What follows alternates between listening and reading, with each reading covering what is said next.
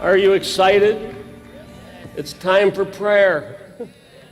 Prayer ought to be the most exciting part of every day.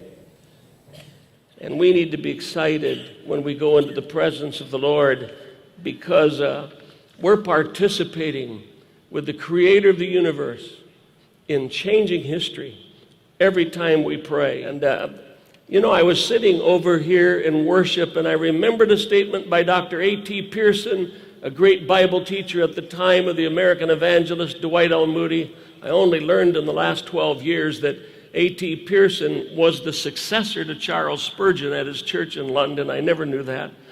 A.T. Pearson made the statement, generally, if not uniformly, prayer is both starting point and goal to every movement in which are the elements of permanent progress. Wherever the church is aroused and the world's wickedness arrested, somebody somewhere has been praying. Amen? Wherever the church is aroused and the world's wickedness arrested, somebody somewhere has been praying. I just want to read to you this word. Some of you have heard this before from the theologian Walter Wink in Revelation chapter 8, verse 1, and why I've often said that although I know I'm a leader of an evangelical, evangelistic ministry, sharing the gospel home by home, I'm more at home in the closet of prayer as an intercessor than anywhere else.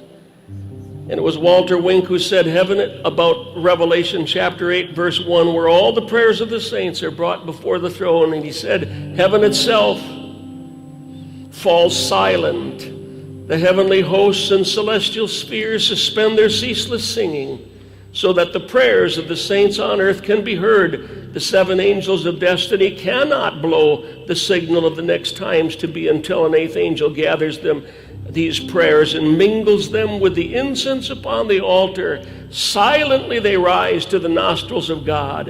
Human beings have intervened in the heavenly liturgy. The uninterrupted flow of consequences is dammed for a moment. New alternatives become feasible. The unexpected becomes suddenly possible because God's people on earth have invoked heaven, the home of the possibles, and have been heard. What happens next happens because people prayed. The message is, I have to make some sound when I read this part. The message is clear. History belongs to the intercessor. Hallelujah. If you're going to be like Jesus, you're going to be an intercessor, because that's what Jesus is like. He ever lives to intercede. Do you ever think about that? Oh, let me just pray one final prayer. Father, we take all these prayers. We just take all these prayers now, and we bring them before your throne, and we say, here, God, do it.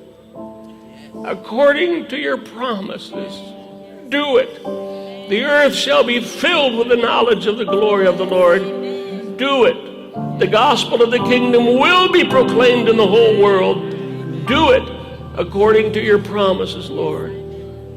And then, Father, let us be intercessors as much as anything else we do for your glory. In Jesus' name, amen.